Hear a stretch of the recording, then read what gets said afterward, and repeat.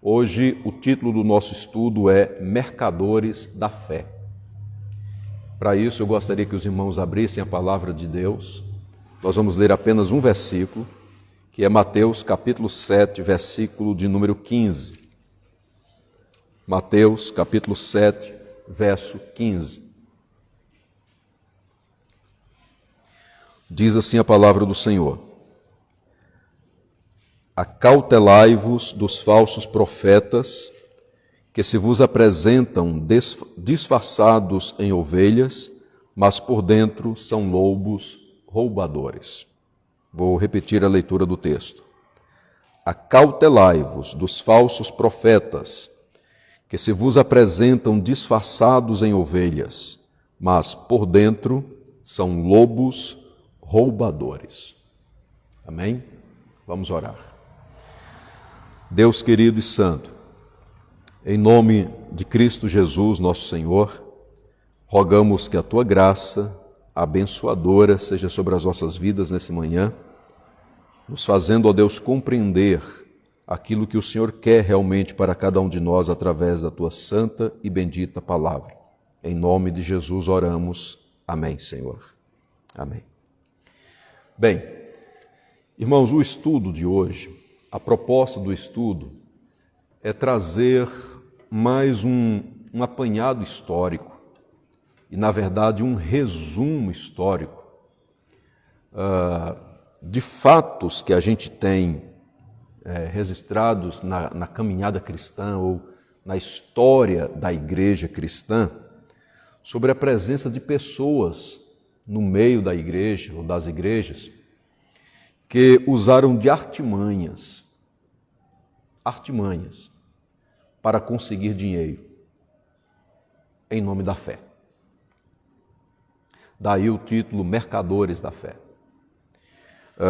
Homens que exerceram algum tipo de liderança, algum tipo de influência no meio da igreja e usaram o nome de Deus para extorquir as ovelhas do Senhor e Salvador Jesus Cristo. Nós vamos fazer isso abordando três tempos, três períodos de tempos na história da igreja. Esses períodos de tempo, eles têm uma distância entre eles, às vezes, de centenas de anos. Mas eles apresentam essa semelhança, não é? De pessoas que chegaram nas igrejas, que apresentaram doutrinas falsas, que apresentaram interpretações equivocadas das Sagradas Escrituras, falaram sobre dinheiro e levaram o povo a contribuir, a ofertar, mas o objetivo desses líderes era o próprio bolso. Eles não tinham amor pela igreja, não expressavam um desejo genuíno e sincero em ver a igreja do Senhor e Salvador Jesus Cristo feliz, mas queriam e pensavam apenas em si mesmos. Então a gente vai ver um pouco sobre isso. E esses três períodos são os seguintes. O primeiro é o período apostólico. Depois o período da Idade Média. E aí, rapidamente, a gente vai falar sobre o último período, que é o nosso tempo, os dias de hoje. Então vamos pensar um pouco sobre isso. Período apostólico, a Idade Média e os dias atuais. Mas antes da gente abordar sobre o período apostólico, que vai, logicamente, é considerado depois da morte e ressurreição do Senhor e Salvador Jesus Cristo, e aí ele tem uma duração de aproximadamente 100 anos, são os 100 primeiros anos da história da igreja. É considerado período apostólico porque os apóstolos do Senhor e Salvador Jesus estavam vivos, ainda estavam vivos nesse período, daí o nome período apostólico. Mas antes de entrarmos no período apostólico, a gente vai ler uma sequência de textos bíblicos que tratam de advertências dadas pelo Senhor e Salvador Jesus Cristo aos seus discípulos, aos seus apóstolos, exatamente sobre o surgimento de pessoas assim. Então, vamos caminhar juntos, então, vendo alguns textos. O primeiro deles é o Evangelho de Mateus, capítulo 23, versículo 14. Vejam o que a palavra do Senhor nos diz aí. Mateus, capítulo 23, versículo 14. Ai de vós, escriba e fariseu, hipócritas, porque devorais as casas das viúvas e para os justificar fazei longas orações, por isso sofrereis juízo muito mais severo. Muito bem. Aí é uma clara advertência do nosso Senhor e Salvador Jesus Cristo para os escribas e fariseus. Ele disse que eles eram hipócritas. E quando o texto diz assim, ai de vós, essa expressão ai de vós é como se Jesus estivesse dizendo que grande aflição virá sobre vocês. Esse ai de vós aí é um julgamento de Deus. Então Jesus está expressando um julgamento divino para os escribas e para os fariseus. E qual a razão desse julgamento? O que a gente percebe aqui é que os escribas e fariseus, movidos pelo lucro, eles exploravam as viúvas.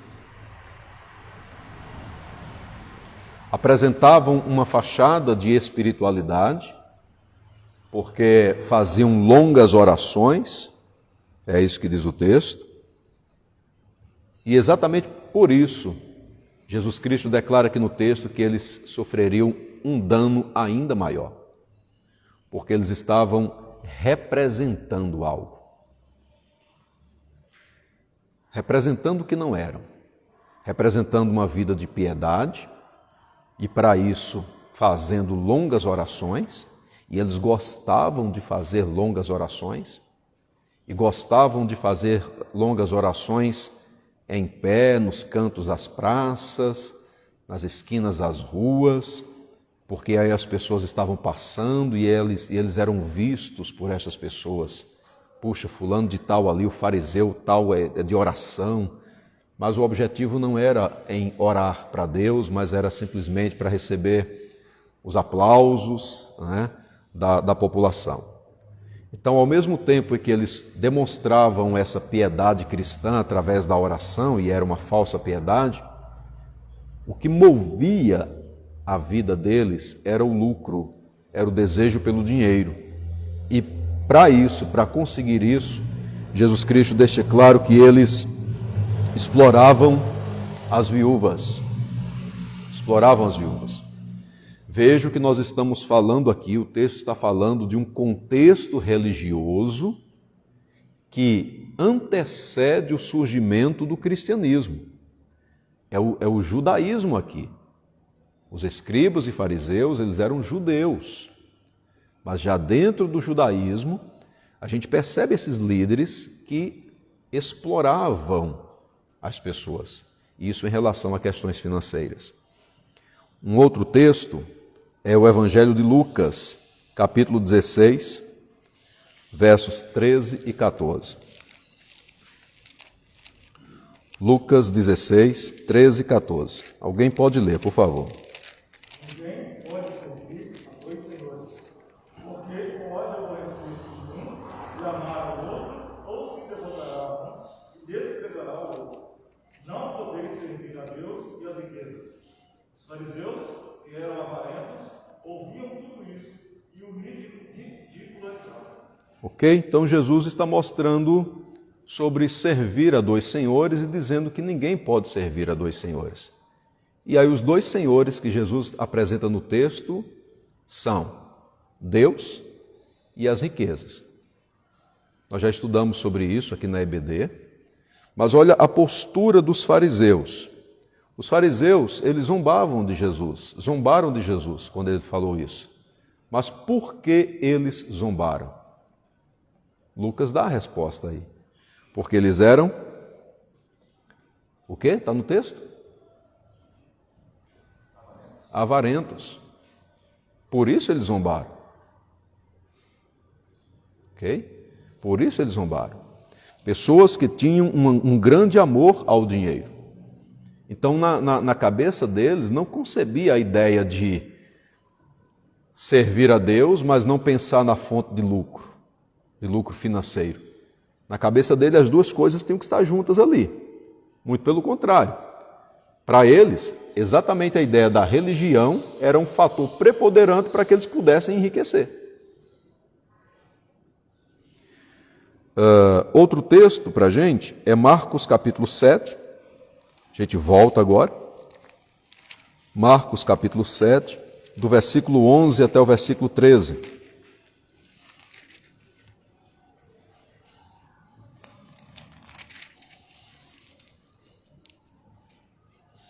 O que é que diz aí? Vós, porém, dizeis: se um homem disser a seu pai ou a sua mãe, aquilo que poderias aproveitar de mim é o pão, isto é oferta para o Senhor. Então dispensai de fazer qualquer coisa em favor do seu pai ou da sua mãe, invalidando a palavra de Deus pela vossa própria tradição, que vós mesmos transmitistes, e fazei muitas outras coisas semelhantes. Convocando ele de novo, a multidão disse: ouve e todos entenderam. Ok, muito bem. Bem, novamente, Jesus está falando aqui para os escribas e fariseus. E o assunto continua sendo esse. Jesus está repreendendo aqueles religiosos por causa da avareza do coração. E por utilizarem, inclusive, a lei de Deus como fonte de lucro financeiro. É importante lembrar que os judeus, que os escribas e fariseus, eles tinham tanto a lei de Deus, os 10 mandamentos, mas eles tinham também a questão da tradição. A tradição judaica era muito importante para eles. E em nome da tradição, eles conseguiam mudar algumas coisas na lei, ou dar interpretações próprias acerca da lei. E aqui nós temos uma dessas interpretações. Porque a lei de Deus, o Decálogo, diz que os filhos devem honrar pai e mãe. Honra a teu pai e a tua mãe. O apóstolo Paulo, depois escrevendo na carta aos Efésios, também trata nesse assunto, falando para os filhos: honra teu pai e a tua mãe, que é o primeiro mandamento com promessa, para que te vá bem e sejas de longa vida sobre a terra. É mandamento. E honrar pai e mãe não é apenas dizer Senhor, Senhora, é mais que isso. É honrar, inclusive, no sentido de cuidar do pai e da mãe. Os filhos, chega um momento em que, se necessário for, os filhos devem cuidar dos seus pais. E eu estou falando aqui da questão financeira, honrar pai e mãe. Ok? O que é que acontecia então? Os filhos, eles tinham esse costume. Só que os judeus colocaram uma tradição aqui.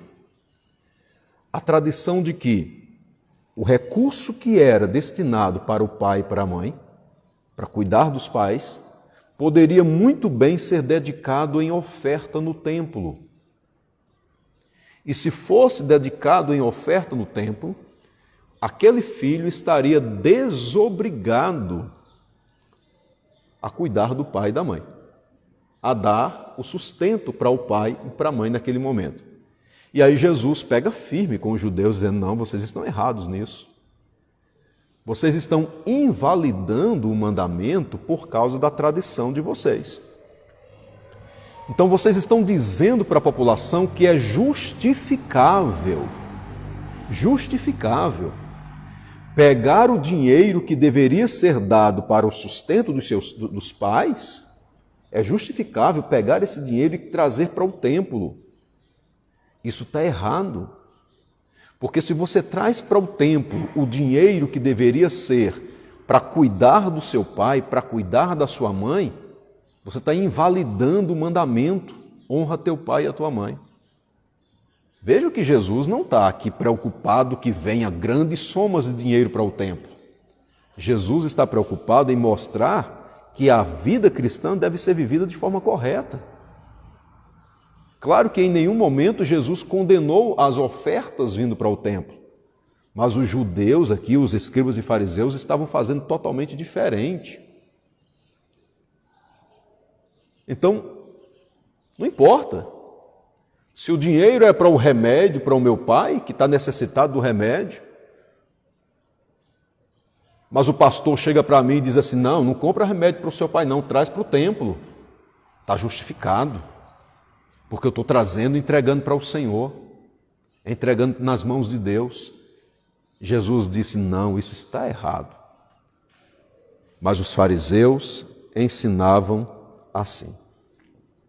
Então, em nome de Deus, eles estavam tirando o pão da mesa dos pais. Em nome de Deus. Outro texto está em Mateus capítulo 7, versículo 15. E esse aí é o texto base do estudo, um texto que nós colocamos como embasamento sobre a realidade de falsos profetas nesse mundo. O que é que diz o texto? Cautelai-vos dos falsos profetas, que se vos apresentam disfarçados em ovelhas, mas por dentro são lobos roubadores. Muito bem. Então, amados irmãos, o que é que aconteceu? Aconteceu que logo depois da morte do Senhor e Salvador Jesus, e aí a gente entra agora no período apostólico, essas coisas começaram a acontecer dentro da igreja cristã. Essas coisas, repito, começaram a acontecer dentro da igreja cristã. Aquilo que antes estava fora, que estava no judaísmo, agora entra para a igreja. Porque falsos profetas, falsos líderes, homens movidos apenas pelo desejo de ter lucro, começaram a frequentar as igrejas, exercer algum tipo de liderança, algum tipo de influência, doutrinar a igreja, doutrinar os irmãos, visitar inclusive os irmãos na época, levando os seus ensinos errados, e com isso, usando da fé simples das pessoas, começaram a arrecadar grandes quantias de dinheiro. Para quê? Não para o reino de Deus, mas para eles mesmos. Mas fizeram isso, supostamente em nome de Deus. Vamos então para o período apostólico. Atos dos Apóstolos, capítulo 20, versículo 29, 30 e 33, nós encontramos aí o apóstolo Paulo trazendo uma advertência à liderança da igreja de Éfeso, aos presbíteros da igreja de Éfeso. Vejam qual foi a advertência que o apóstolo Paulo trouxe naquele período. Atos capítulo 20, verso 29.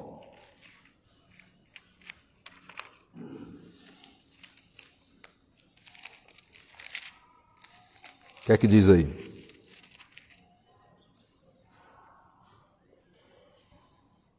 Foi a cidade tomada de confusão. Atos, capítulo 20, verso 29. Perdão.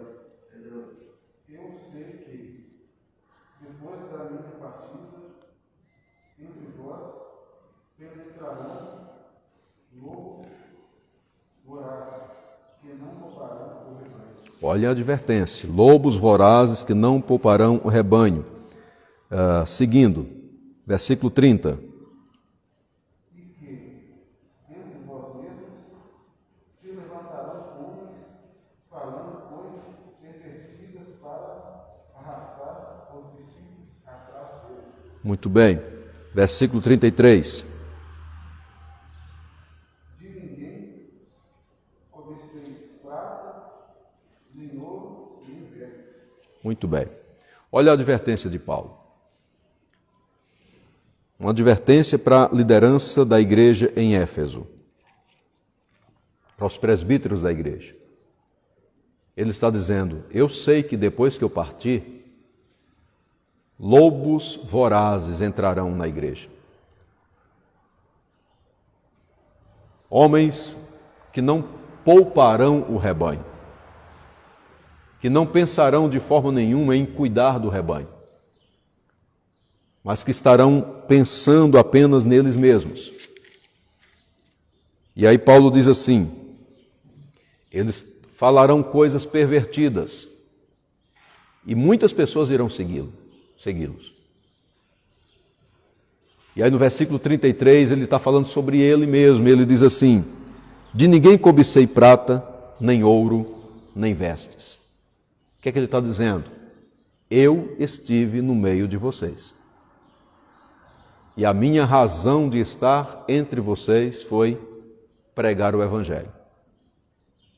Eu não estive entre vocês cobiçando ouro, prata e vestes. O meu objetivo em estar com vocês não foi usá-los para adquirir recursos, para enriquecer financeiramente. Mas eu estive com vocês pregando o Evangelho. Mas entre vocês surgirão pessoas que não pensarão assim.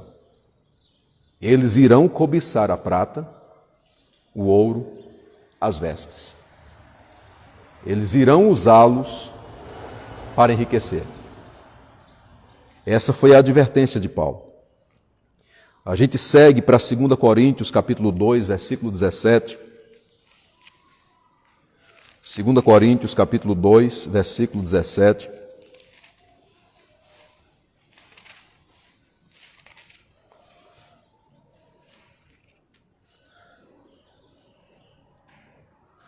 Olha o que diz o texto. Porque nós não estamos, como tantos outros, mercadejando a palavra de Deus. Antes, em Cristo é que falamos na presença de Deus, com sinceridade e da parte do próprio Deus. Nós não estamos, aí olha, como tantos outros, mercadejando a palavra de Deus. Paulo não estava. A equipe missionária que estava com ele também não estava fazendo isso. Eles não usavam da palavra de Deus como fonte de lucro.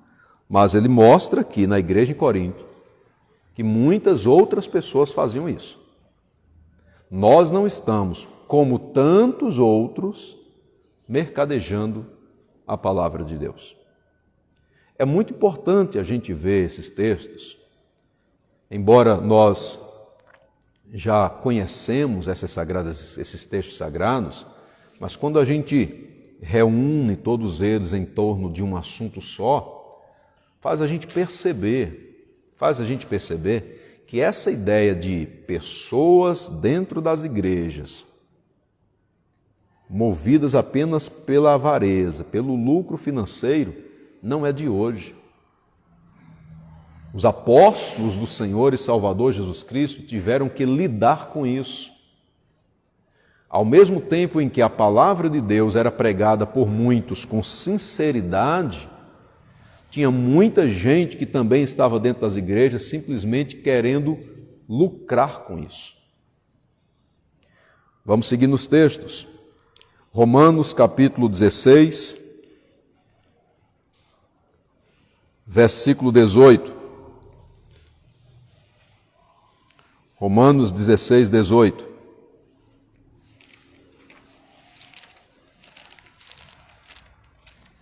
Porque esses tais não servem a Cristo, nosso Senhor, e sim a seu próprio bem, e com suaves palavras e lisonjas enganam o coração dos incautos. Amém? Olha o que o texto diz.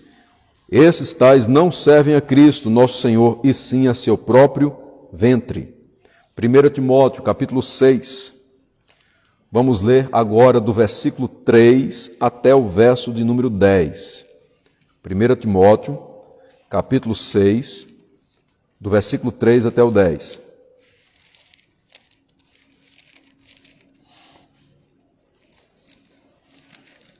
Alguém lê, por favor.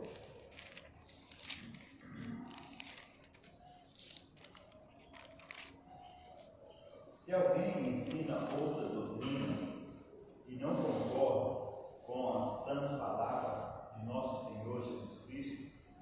ensino segundo a piedade, é enfatuado, nada entende, mas tem mania por questões e contendas de palavras, de que nasce inveja, provocação, difamação, suspeitas malignas, altercações sem fim, por homens cuja mente é pervertida e privado da verdade, supondo que a piedade é fonte de lucro.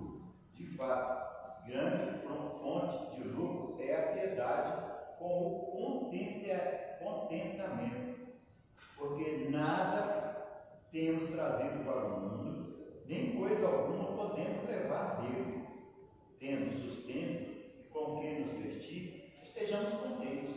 Ora, os que querem ficar ricos caem em tentação e cilada, e em muitas concupiscências insensatas e perniciosas, as quais afogam os homens na ruína e perdição.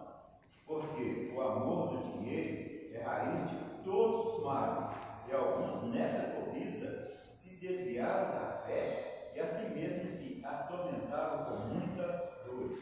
Amém? Então, olha a palavra do apóstolo Paulo ao jovem pastor Timóteo sobre pessoas que acreditavam que a piedade era fonte de lucro. Ok?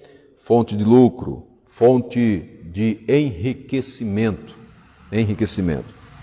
O texto sagrado mostra que não é assim, mas infelizmente muitos homens viveram assim. Viveram assim. Vamos ler mais alguns textos. Tito, capítulo 1, versículo 11. Outra pessoa, por favor, abra em 2 Pedro, capítulo 2, do versículo 1 até o versículo 3. E uma terceira pessoa em Judas 11.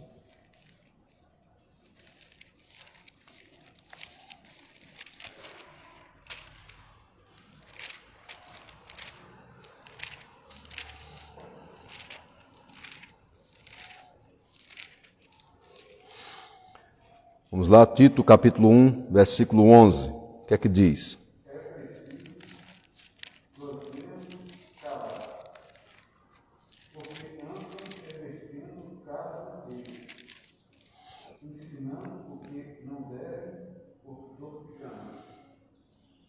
Muito bem.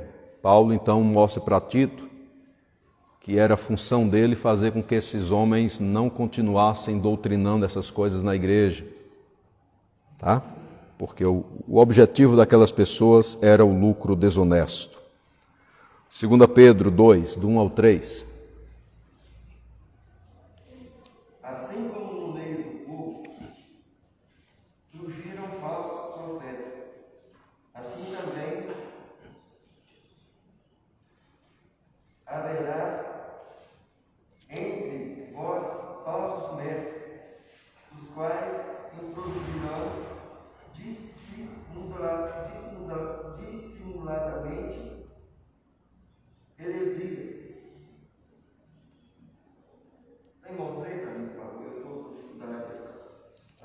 Heresias destruidoras até o ponto de renegarem o soberano Senhor que os resgatou, trazendo sobre si mesmo contínua destruição. E muitos seguirão as suas práticas libertinas, por causa deles será inflamado o caminho da verdade. Também movidos por avareza, farão comércio de vós, com palavras fictícias. Para eles o juízo lavrado a longo tempo contável, e a sua destruição não volta. Irmãos, é muito sério aqui, porque a gente vê no versículo 3, Pedro dizendo assim: e também movidos por avareza, farão comércio de vós. Movidos pela avareza, iriam usar as ovelhas do Senhor e Salvador Jesus Cristo como fonte de mercadoria, para fonte de lucro. Dá para imaginar isso? O quanto alguém se sentiria usado, violado em relação à sua vida cristã, em relação à sua fé? Alguém aceitar a Jesus como Senhor e Salvador, começar a frequentar um determinado lugar, adorar a Deus com fé verdadeira, com fé simples e sincera em Cristo Jesus, e de repente começar a encontrar líderes desta forma aqui, homens que, movidos pela avareza, fariam das ovelhas de Jesus comércio? Pastor, os filhos de Eli, infelizmente, fizeram isso. Os filhos de Eli fizeram isso. Os filhos de Eli fizeram isso, exatamente. Os filhos do sacerdote Eli, Antigo Testamento. As pessoas iam para o templo, levando as suas ofertas, levando inclusive carnes que deveriam ser oferecidas em holocausto, queimadas, para adoração ao Senhor. E os filhos de Eli, eles tinham garfos grandes e eles tiravam ali da panela aquilo que deveria ser sacrificado a Deus ou queimado ao Senhor. As pessoas até diziam assim: não, deixa a gente te oferecer primeiro para Deus, depois vai ter para vocês também. Eles diziam: não, primeiro é para a gente. E tiravam para eles. Os filhos de Eli fizeram isso. E a condenação veio certa para os filhos de Eli. Assim como o texto sagrado nos fala aqui em Pedro, que a destruição destas pessoas que usam as ovelhas do Senhor e Salvador Jesus Cristo como fonte de lucro, a condenação para essas pessoas também é certa. A palavra do Senhor mostra isso para a gente. Judas 11, vejam o texto.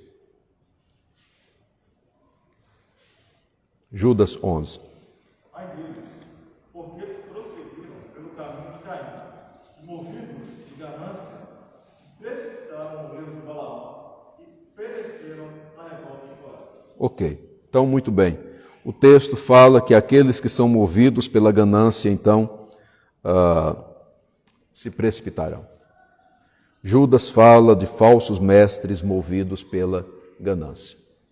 Irmãos, esses são textos bem claros para a gente sobre a presença de homens na igreja no período apostólico, cujo motivo era lucro, enriquecimento próprio, em detrimento da fé simples da igreja naquela época. Tá? Infelizmente, muitas pessoas no período apostólico, por falta de conhecimento, seguiram esses falsos líderes. Muita gente seguiu.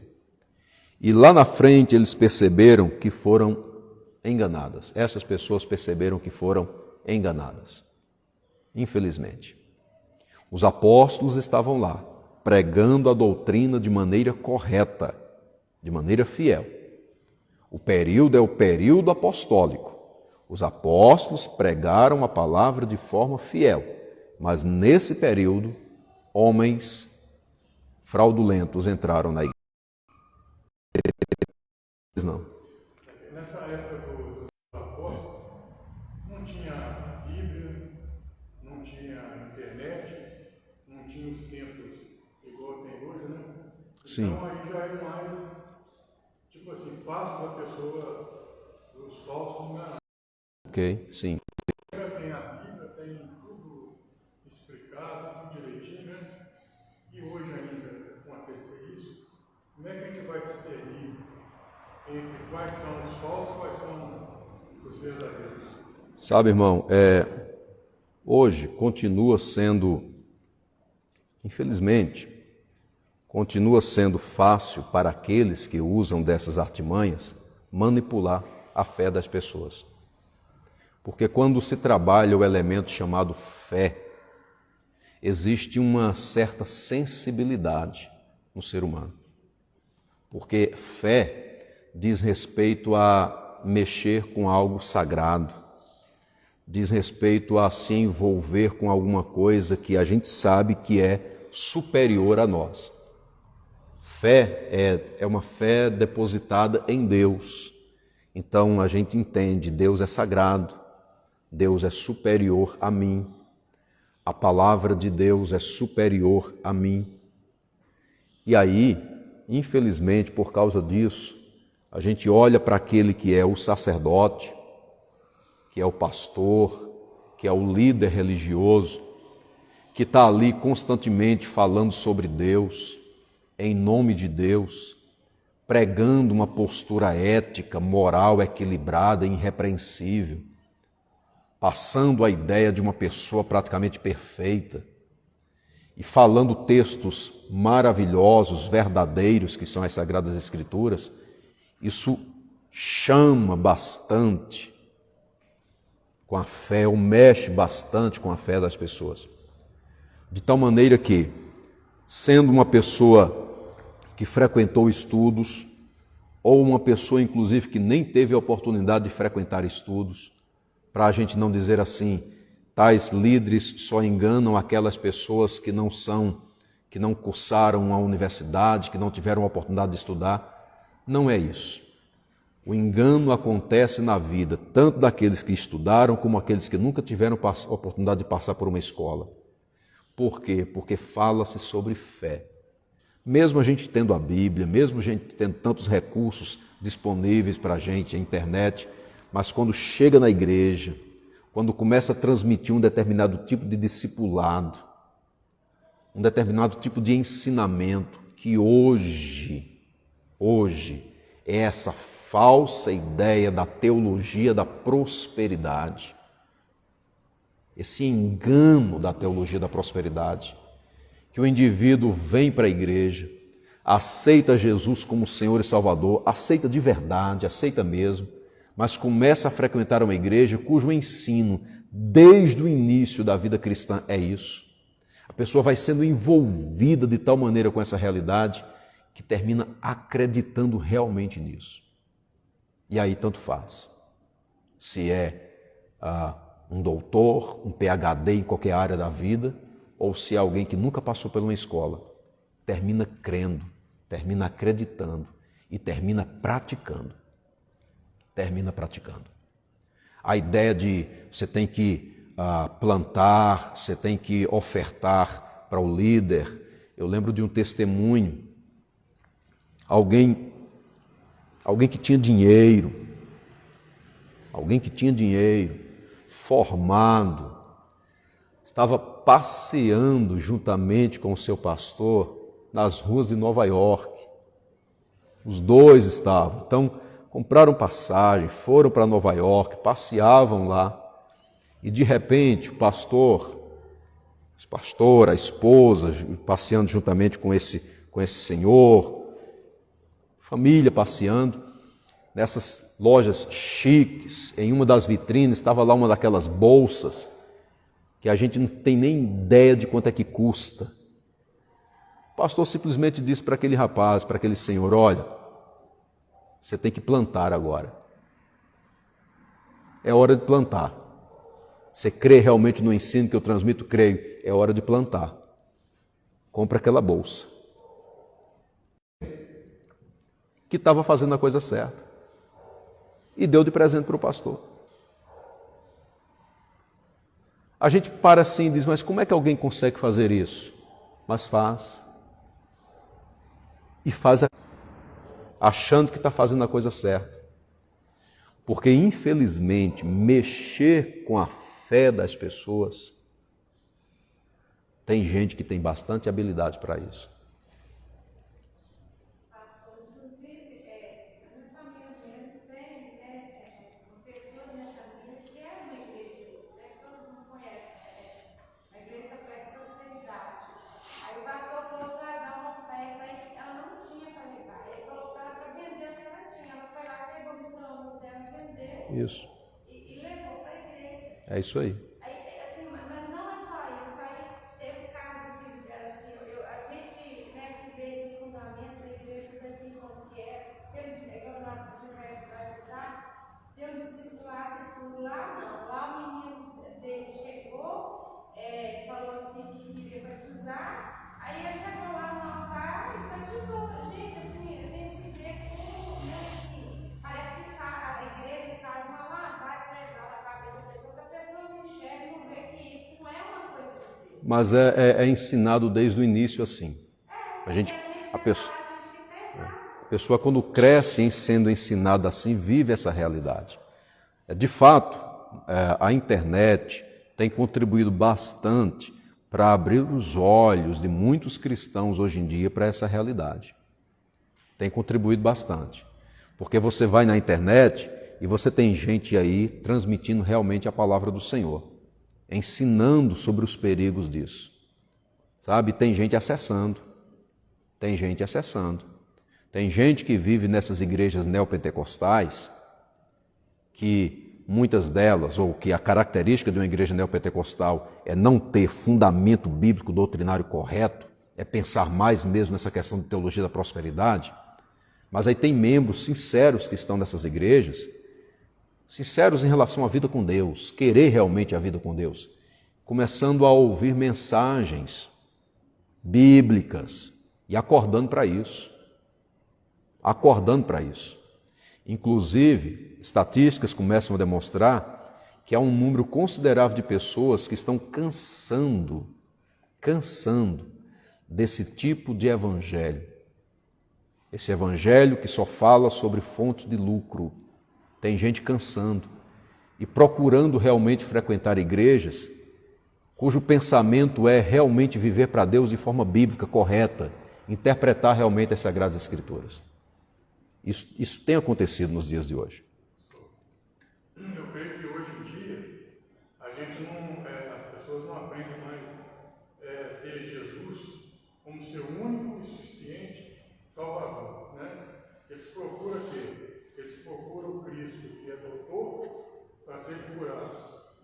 Aí recebe a cura. Aí lá. Isso. Por causa de quê? Porque eles não têm o ensinamento correto. Eles procuram o Cristo empresário, que vai fornecer para eles uma empresa que vai sustentar eles até a quinta, 10ª geração. Né? E consegue. Uhum. O mais incrível que consegue. Porque eles vão crendo naquilo. Porque Jesus falou da fé. Né? Então eles buscam vários Cristos. Só que o Senhor que eles buscam, geralmente é a cura, é o dinheiro, a solução de problemas, né? E não é a salvação e a eternidade. Eles esquecem da eternidade. Sim. Eu fico bobo, crente com medo de morrer. Você entendeu? É uma coisa assim que você não consegue entender. Uhum. Quando você, na época desses apóstolos, quando a pessoa aceitava Cristo, ela sentia o Espírito Santo, né, o chamado. Um dia depois ela estava na arena, ela estava sendo apedrejada, né? Uhum. Hoje tem alguma coisa mudou. Entre essa época, a Idade Média, que foi pior ainda, porque hoje ainda está muito melhor do que a Idade Média, mas eu creio que Deus vai trabalhando. Avivando o seu povo, né? Necessidade de Deus, nossa, de Deus fazer isso nas nossas vidas hoje, né? Para mudar realmente o nosso curso, mudar realmente a nossa história. O irmão tocou no assunto da Idade Média. É o segundo período que a gente estuda. Esse período foi aquele que a igreja mais enriqueceu, usando exatamente de artimanhas para explorar financeiramente a fé das pessoas. No período da Idade Média, e aí compreende entre o século V até o século XV, a Igreja Católica Apostólica Romana ela já estava ali estabelecida, ela já estava formada. Nós falamos rapidamente sobre o período apostólico, são esses 100 primeiros anos. Depois a gente vem para o período chamado período dos pais da igreja. Qual é o período dos pais da igreja? São um período de homens que foram contemporâneos ainda dos apóstolos, mas consequentemente os apóstolos faleceram e esses homens continuaram. Então a gente tem um período aí chamado período dos pais da igreja. Foi um período de muito desenvolvimento da igreja cristã no sentido de estudos, de doutrinas, de confissões, de credos, estabelecimento de credos, Então a igreja cresceu bastante nisso.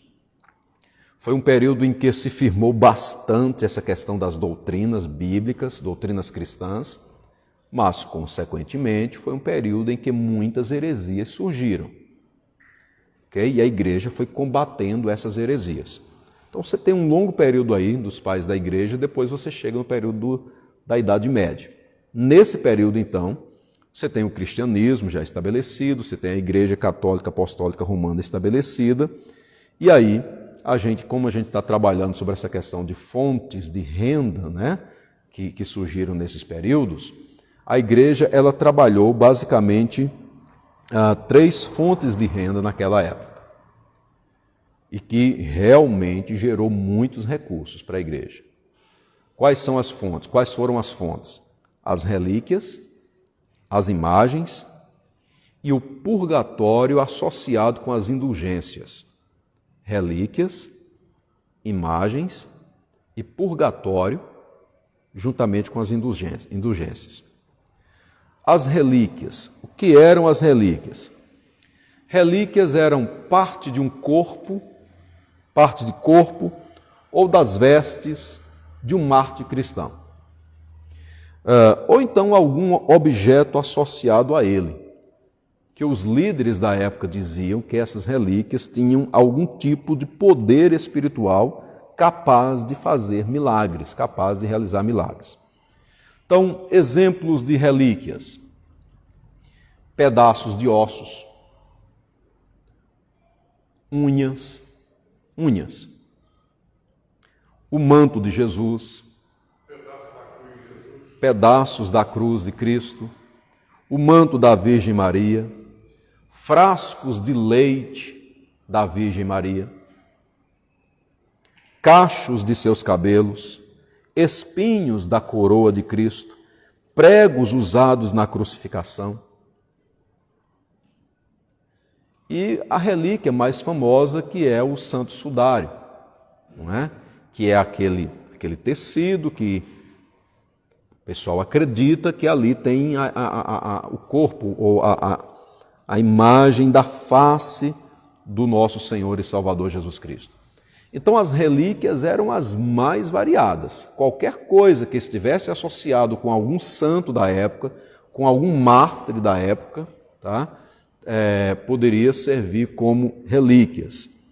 E as pessoas acreditavam, inclusive, que morrer e ser enterrada com uma relíquia, isso dava direito à vida eterna. Então, isso era vendido. Isso era vendido.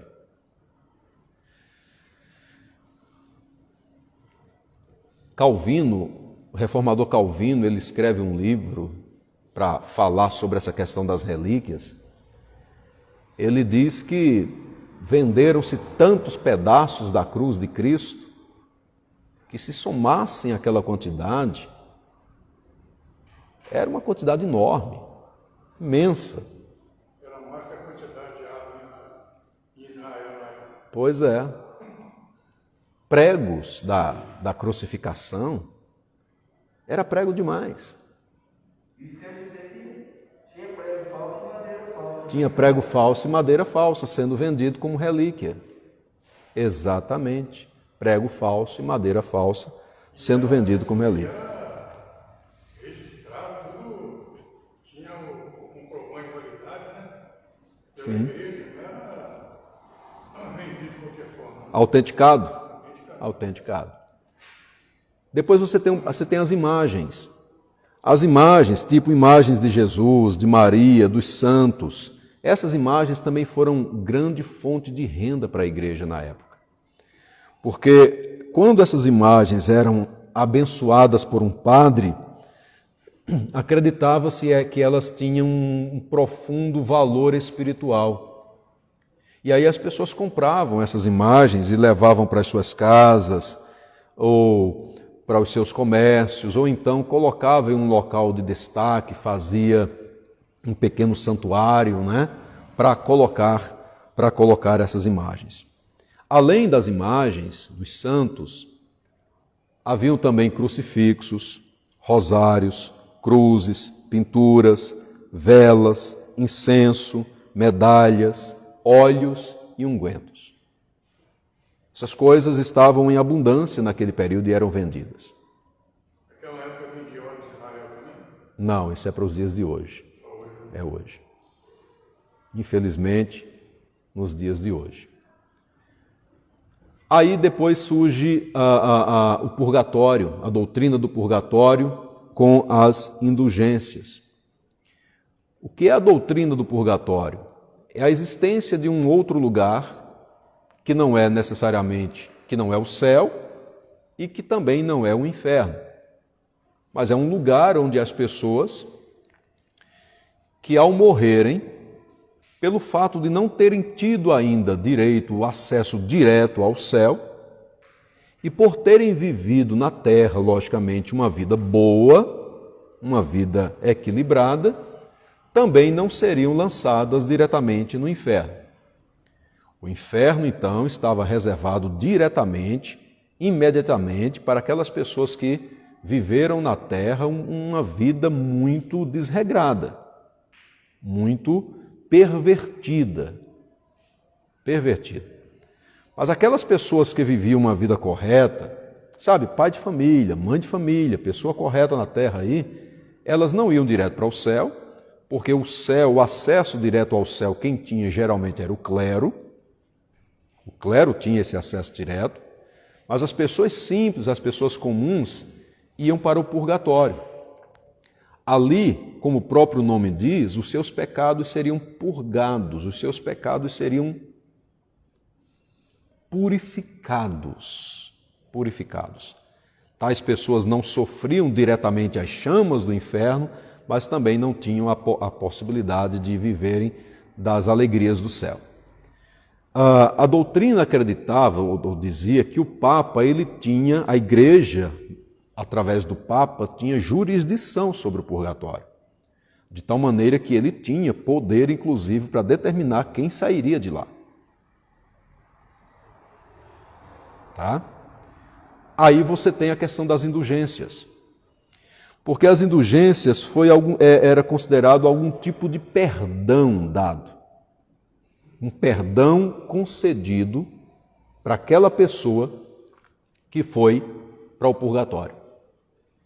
E aí, como a pessoa necessariamente não tinha mais o que fazer para resolver a sua própria vida, ela já estava no purgatório, você tem então a família que poderia fazer isso.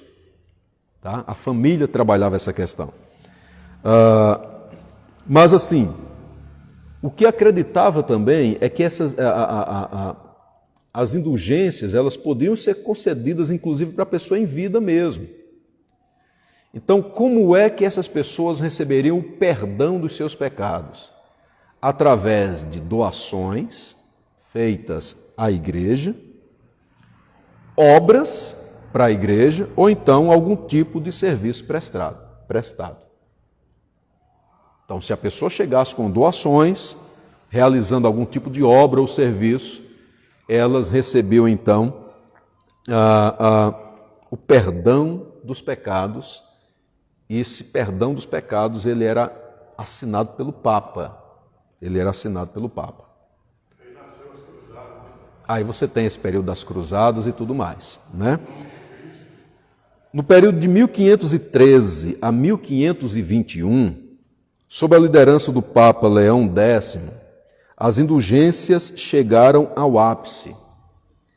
A igreja precisava construir a Basílica de São Pedro, e o Papa mandou que a venda de indulgências fossem estendidas por toda a Europa. Então, foi nesse período que um frade chamado Tetzel, ele chega na Alemanha, na região de Wittenberg, e começa a falar ali sobre as indulgências. Nesse período. Só que isso já havia acontecendo há muito tempo. Então você já tinha as relíquias, você já tinha a ideia das imagens, os objetos, tudo isso sendo vendido. As indulgências acontecendo, o perdão dos pecados. conta a história, e isso é história, o pessoal conta que um dia Martinho Lutero encontrou um homem bêbado, jogado na rua, e Lutero foi falar sobre essa questão da bebida, foi exortá-lo, dizendo que ele deveria largar a bebida, porque isso poderia levá-lo à condenação, tal, essa coisa toda. E aí o homem apresenta um documento dizendo que ele estava garantido, porque esse documento já estava assinado. Então, é nesse período, então, em que Tetzel, esse frade, chega na Alemanha para colocar à força mesmo a venda das indulgências, que Martinho Lutero publica as 95 teses. E aí surge a Reforma Protestante.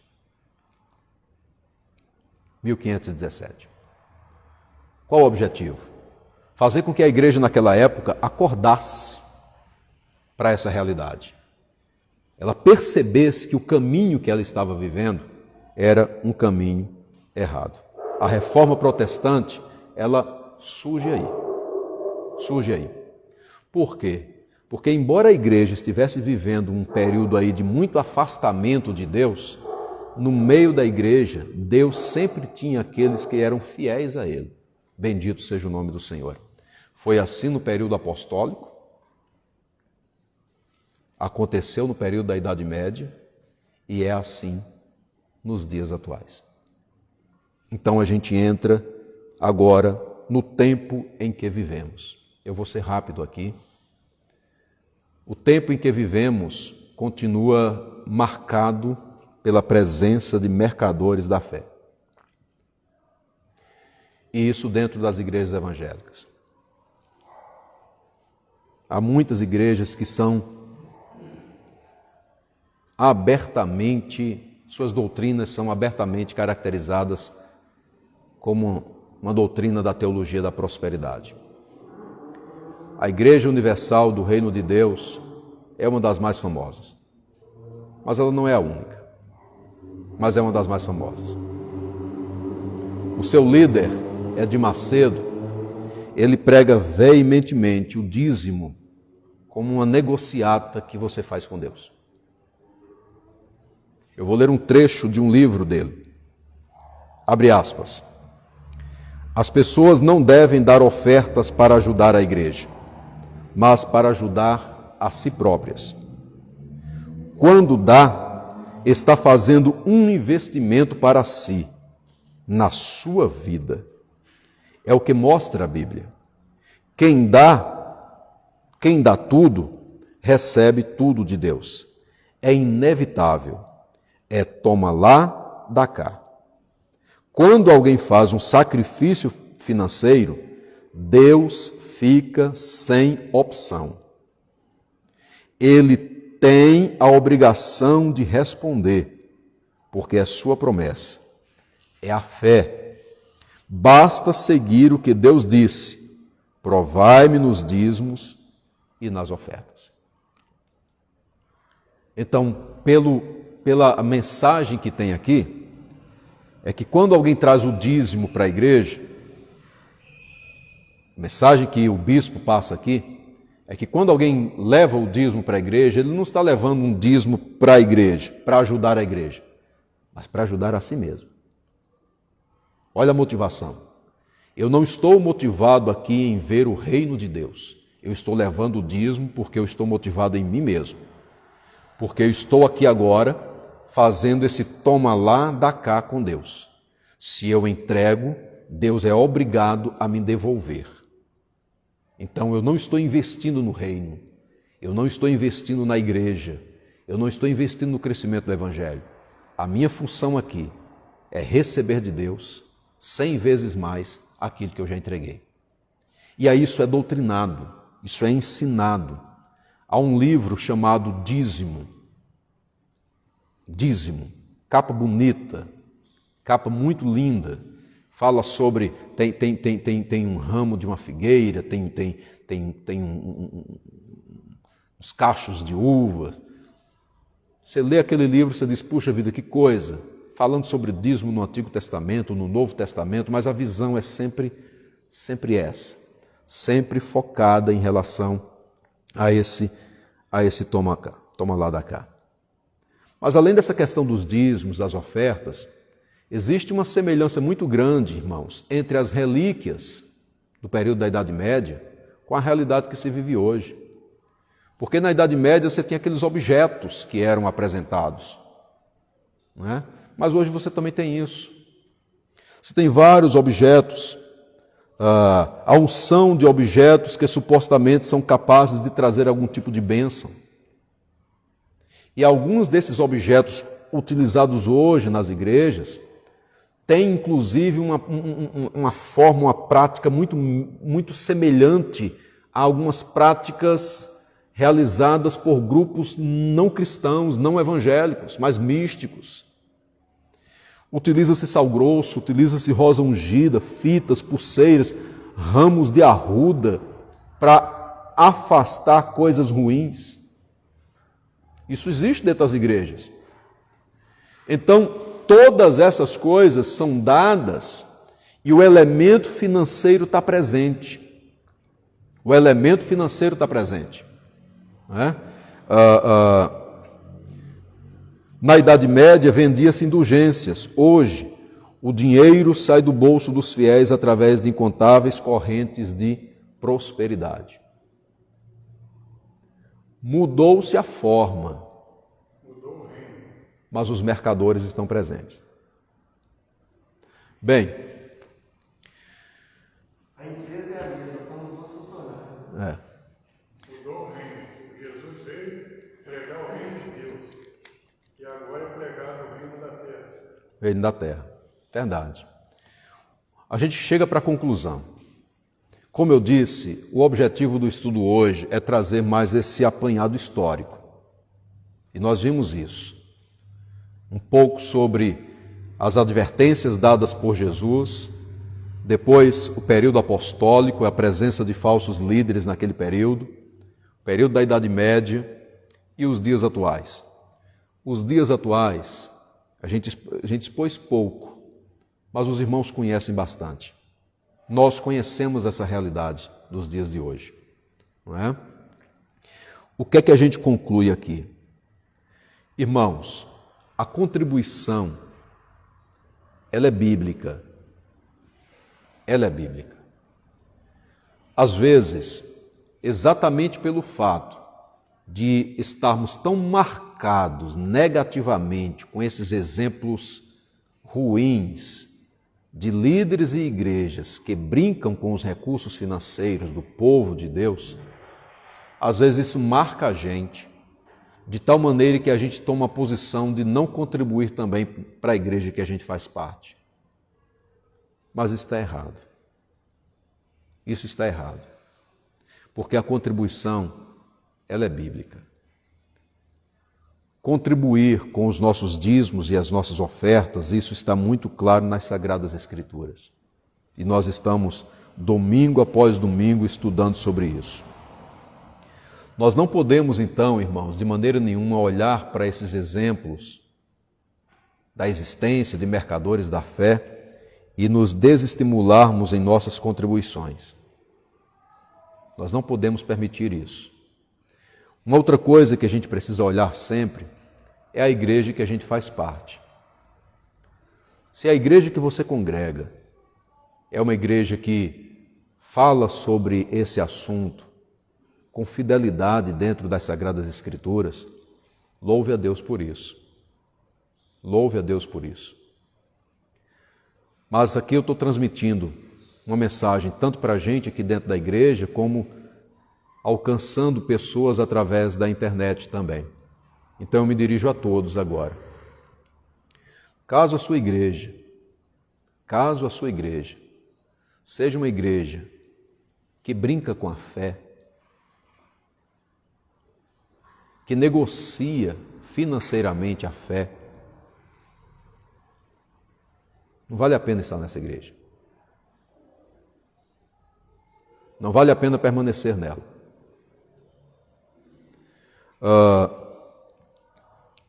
Se é uma igreja que fala sobre essa teologia da prosperidade, uma teologia antibíblica, que só fala sobre campanha financeira. Culto após culto, a única finalidade que a gente percebe de uma maneira muito clara é puxar dinheiro, é sugar dinheiro. E motiva a pessoa de tal maneira a sair daquele culto dizendo assim, amanhã vai dar certo, porque saia dessa igreja. Não vale a pena estar nela. Procure uma igreja que prega a palavra. A melhor igreja não é aquela que é perto da nossa casa. Tem muita igreja perto da nossa casa que está bem longe da Bíblia. A melhor igreja é aquela que anda ao lado da Bíblia, que anda junto com as Sagradas Escrituras. Bendito seja o nome do Senhor. Então, não permita que mercadores da fé brinquem com a sua fé. A sua fé, ela é muito importante, ela tem muito valor. Ela tem muito valor. Bendito seja o nome do Senhor. Então, esteja numa igreja que ensina com fidelidade as Sagradas Escrituras. E que nós possamos aprender com a história, irmãos. A história nos ensina. Ela não está aqui apenas para nos dar um conhecimento. Puxa, como foi o período da Idade Média? A história nos ensina. Saber do passado, do nosso passado, porque a Idade Média é o nosso passado, a gente está falando de igreja. Saber do nosso passado é muito importante para que a gente tenha mais firmeza para andar no tempo presente e construir o nosso futuro. O passado está aqui para nos ensinar que não é de Deus ficar usando objetos em nome da fé. Sal grosso, fitinha, água benta, água ungida, água de Israel, óleo da unção, saco de terra comprado para poder construir templos, miniaturas de tijolinho por R$200. Sabe, a gente tem que fugir dessas coisas, abrir os nossos olhos, aprender com o passado para viver um futuro, viver um presente, de tal maneira que a gente construa um futuro maravilhoso na presença do Senhor. A gente tem que se apegar à Bíblia e abandonar essas práticas. Bendito seja o Senhor. Eu sei que a nossa igreja, ela não vive essas práticas. Mas sabe, todo pastor hoje, se ele ainda não tem, ele deve ter a seguinte realidade: saber que as suas ovelhas não são pastoreadas única e exclusivamente por ele. Não são. Não são.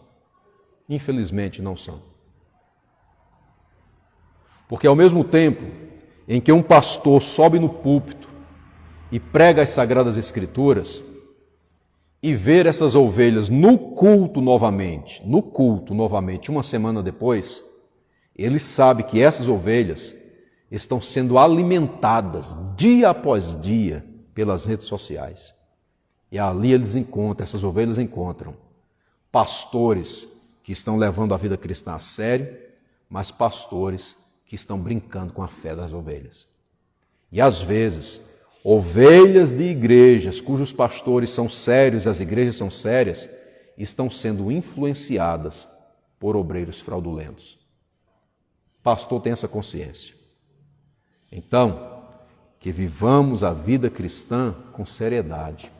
Bendito seja o nome do Senhor. Que Deus continue nos abençoando.